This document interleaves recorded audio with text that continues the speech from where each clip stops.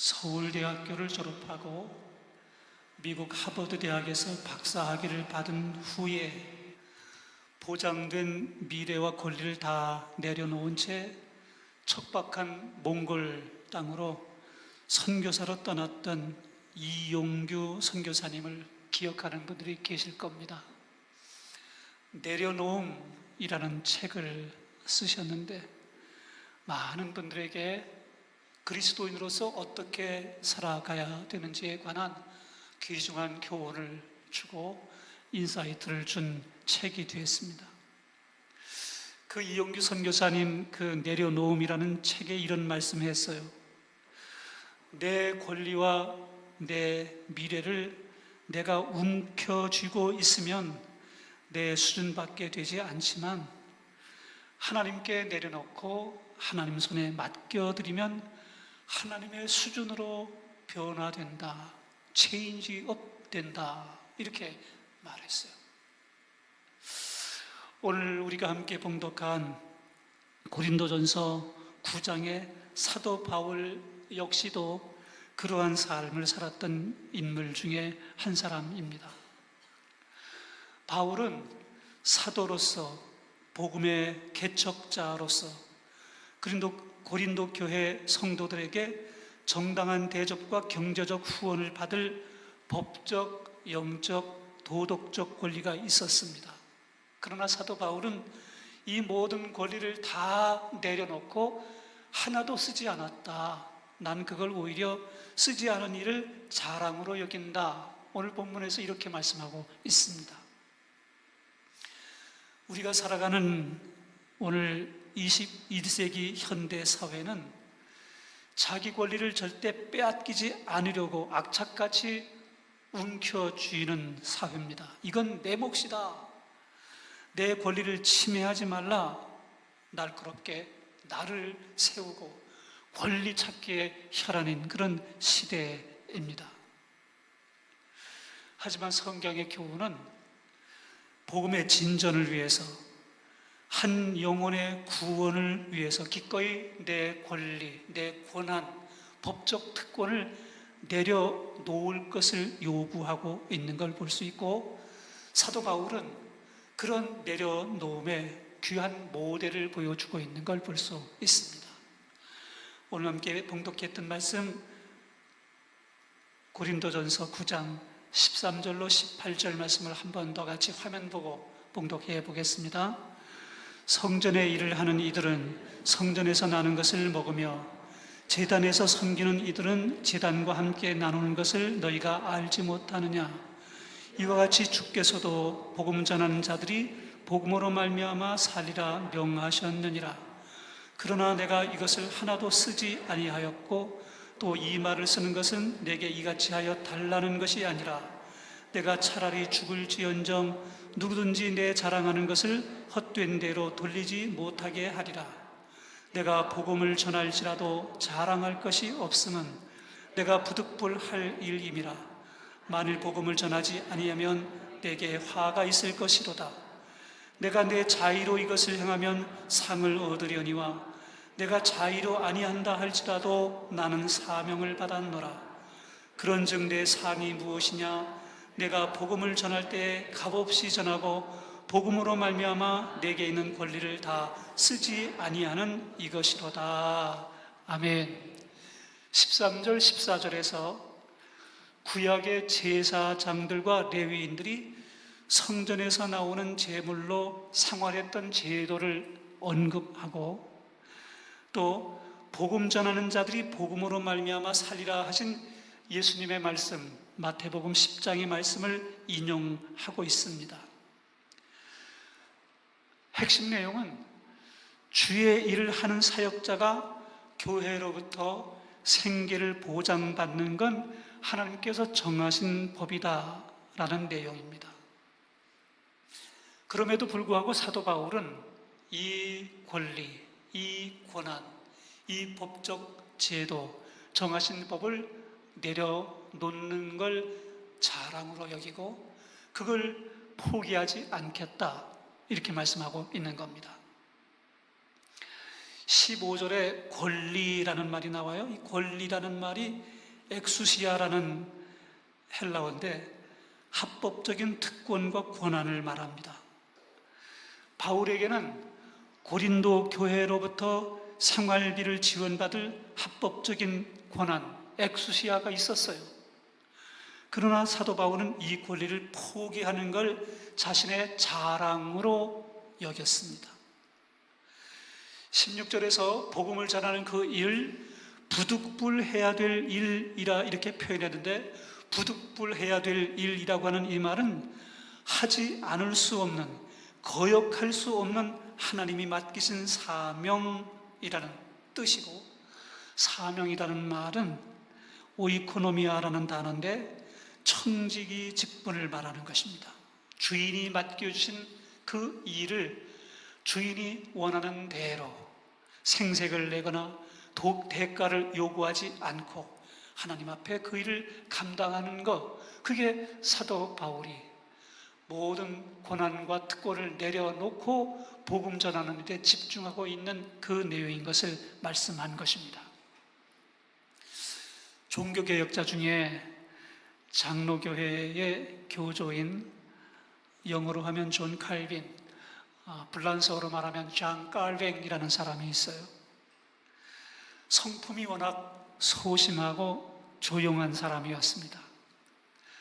어느 날 스위스 제네바를 걸어가고 있는데 기욤 파렐이라는 분이 제네바의 종교개혁을 이끌어 주시오라는 요청을 했습니다.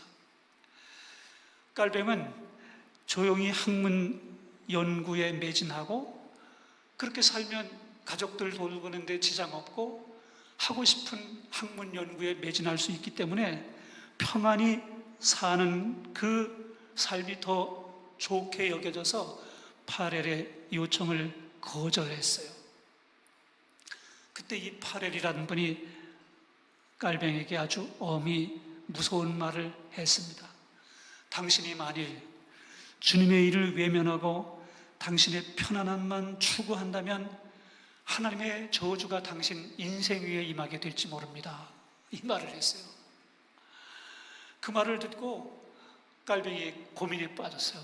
내가 어떻게 해야 되나?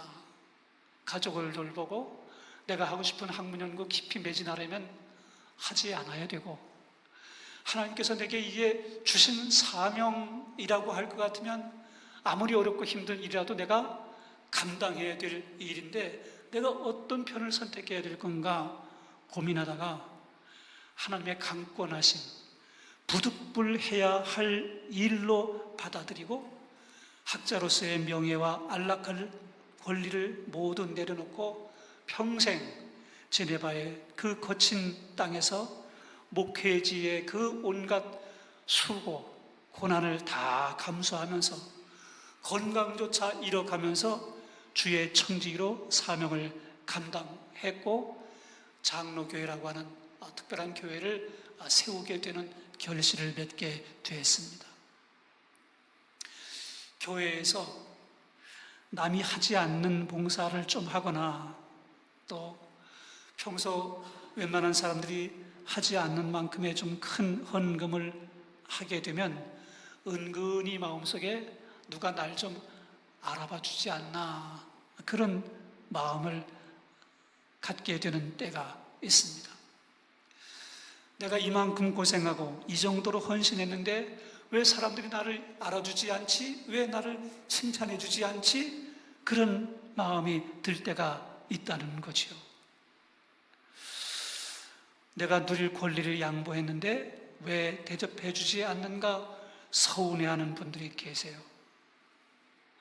그런데 여러분, 우리가 받은 구원과 복음의 가치는 세상적 대가로 환산할 수 없는 것입니다.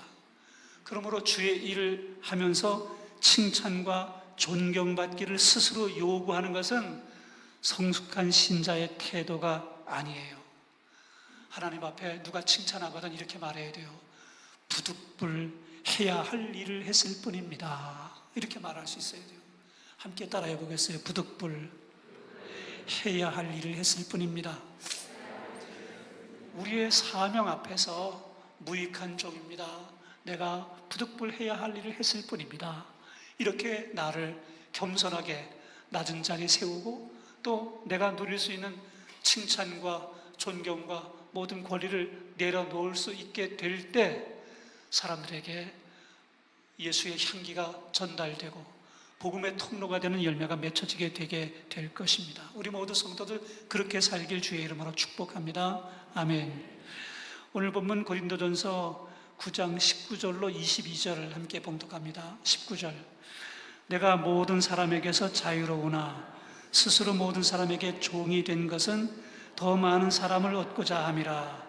유대인들에게 내가 유대인과 같이 된 것은 유대인들을 얻고자 함이요 율법 아래에 있는 자들에게는 내가 율법 아래에 있지 아니하나 율법 아래에 있는 자같이 된 것은 율법 아래에 있는 자들을 얻고자 함이요 율법 없는 자에게는 내가 하나님께는 율법 없는 자가 아니요 도리어 그리스도의 율법 아래에 있는 자이나 율법 없는 자와 같이 된 것은 율법 없는 자들을 얻고자 함이라. 약한 자들에게 내가 약한 자와 같이 된 것은 약한 자들을 얻고자 하며 내가 여러 사람에게 여러 모습이 된 것은 아무쪼록 몇 사람이라도 구원하고자 함이니. 아멘. 19절에서 사도 바울은 영적 거인의 면모를 보여주는 말씀을 합니다. 내가 모든 사람에게서 자유로우나 스스로 모든 사람에게 종이 된 것은 더 많은 사람을 얻고자 하는 이유 때문이었다 라고 말씀한 거예요. 바울은 다 아시는 대로 로마 시민권자였습니다. 당대 최고의 학벌을 가진 실력자고 완전한 자유인이었습니다.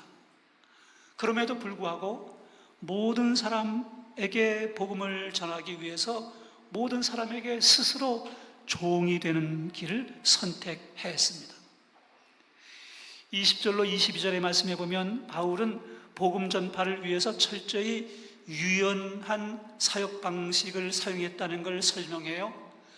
유대인들에게는 율법 아래 있는 자같이 되었고 이방인들에게는 율법 없는 자들처럼 되었으며 믿음이 연약한 사람들에게는 친히 약한 자같이 되었습니다. 이것은 상황에 따라 안면을 바꾸는 기회주의적인 가식이 아닙니다.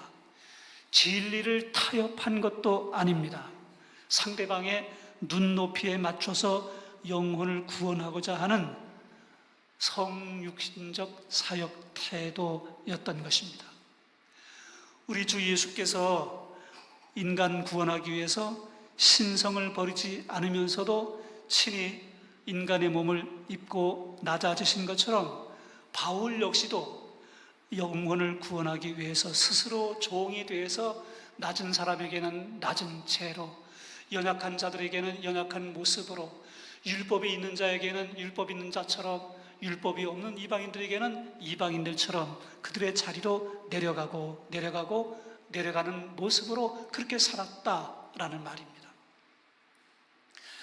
하와이에 몰로카이 섬이라는 섬이 있어요. 하와이에 섬들이 아주 많은 하와이 제도라고 부르는데 그 섬들 중에 5번째 크기의 섬입니다.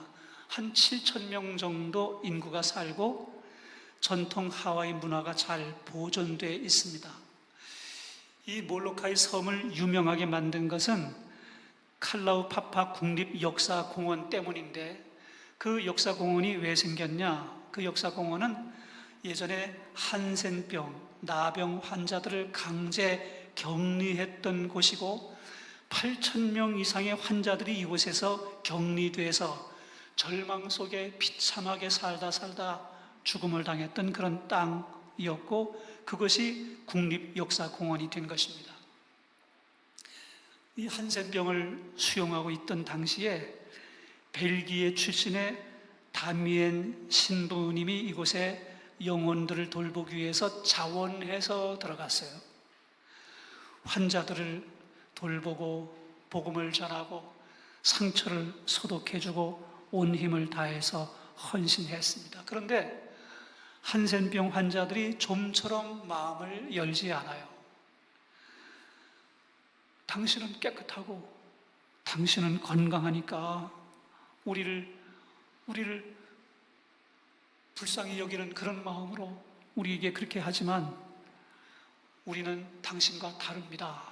이렇게 거리를 두고 가까이 오지를 않는 겁니다. 그러니까 사역의 한계에 부딪혔어요. 도무지 마음을 열지 않으니까 아무리 그들에게 다가가려고 해도 다가갈 수가 없는 벽이 생겨진 것입니다. 다미엔 신부님은 하나님 앞에 이렇게 기도했어요. 주님, 저들의 영혼을 얻기 위해서라면 나도 저들과 같이 되기를 원합니다. 이 말은 한센병 환자들을 전도하기 위해서 한센병이 걸려도 좋겠다라는 기도였습니다. 어느 날 아침에 다미엔 신부가 끓는 물을 잘못해서 발에 쏟아 부었어요. 그런데 아무런 통증이 없는 걸 발견했어요. 한센병에 걸린 거죠. 다미엔 신부는 그 주일 예배 강단에서 한센병으로 얼굴이 찌그러지고 손가락이 떨어져 나간 환자들을 보면서 설교를 이렇게 시작했어요. 나의 동료 한센병 환우 여러분, 이 말을 듣고 그곳에 함께 있었던 모든 예배로 하러 왔던 신자들이 다 함께 온 교회 전체가 울음바다가 됐습니다. 다미엔 신부가 한센병에 걸렸구나. 우리를 위해서 그렇게 성심을 다하더니 누군가에게 전염이 돼서 우리와 똑같이 한센병 환자가 됐구나. 그렇게 온 교회 전체가 울음바다가 된 것입니다.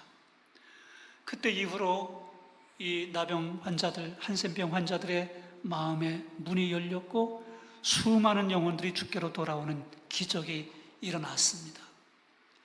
환자들을 돌보다가 한센병으로 몰로카이 섬에서 생을 마쳤고 2009년에 가톨릭 교회에서 성인으로 시성이 됐어요. 그래서 성다미엔 신부라고 불러요.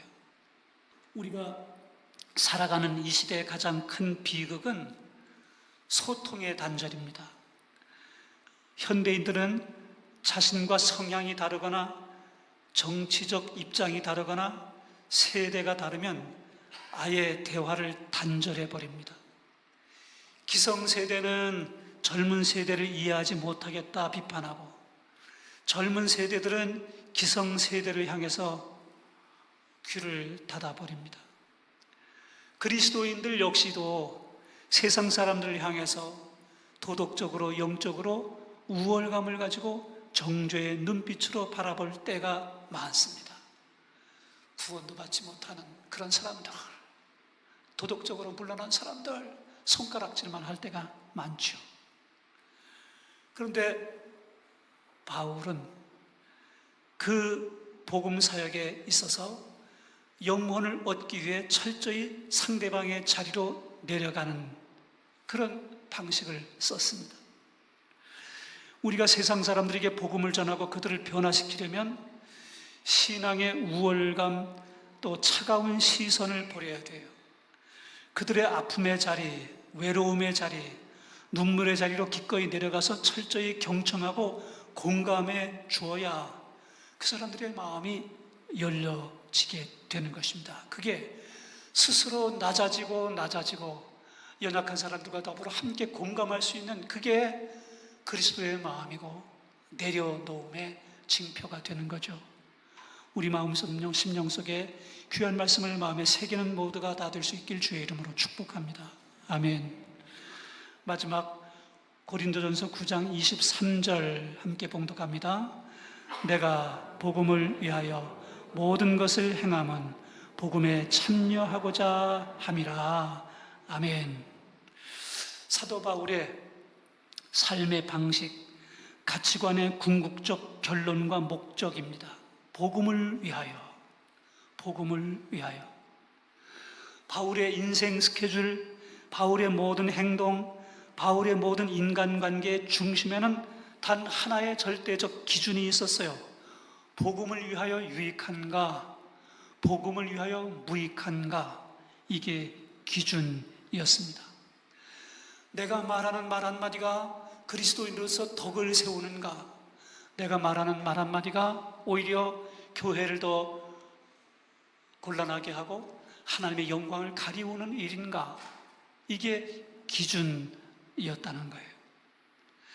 사도 바울에게 있어서 복음은 단순히 입술로만 전달하는 메시지가 아니라 자신의 삶의 방향을 결정하는 나침반이었습니다. 그래서 자신의 명예도, 물질도, 안락함도 모두 다 내려놓고, 복음을 위해서라면 내가 이 모든 것을 다 내려놓고 내가 다 포기하고 복음을 위해 헌신하겠다, 그게 사도 바울의 자세였던 것입니다. 설교 시작하면서 처음 말씀드렸던 이용규 선교사님의 내려놓음이라는 책에 감동적인 에피소드 하나가 나와요. 몽골 사역 당시에 가난한 유목민 청년이 교회당 예배당을 건축하는 일을 위해서 자기가 가지고 있는 유일한 재산 소 한 마리를 헌금으로 드렸어요. 소 한 마리밖에 없어요. 그런데 복음을 받아들이고 이 복음을 전하고 가르칠 수 있도록 하게 하기 위해서 짓는 예배당을 위해서라면 내 소를 내놓겠습니다, 이렇게 한 거예요. 주변 사람들이 무모한 결정이라고 그를 비난하고, 왜 그런데 당신의 전 재산을 썼느냐고 그렇게 그를 손가락질했는데, 하나님께서는 그 청년의 삶을 책임져 주셨고 그 예배당을 통해서 그 지역에 놀라운 부흥이 일어나게 됐고, 그 청년은 그 교회 안에서 귀한 사역자로 큰 일을 감당할 수 있게 되는 결과가 오게 됐습니다. 그걸 보고 이용규 선교사님 이렇게 얘기했어요. 나 자신이 하버드 대학 박사 출신이라는 이것을 내려놓지 못하고 저들 앞에 내가 우월감을 느끼면서 내가 사역하지는 않았나, 그걸 자신은 깨닫게 된 계기가 됐다고 간증을 쓰고 있는 것을 보았습니다.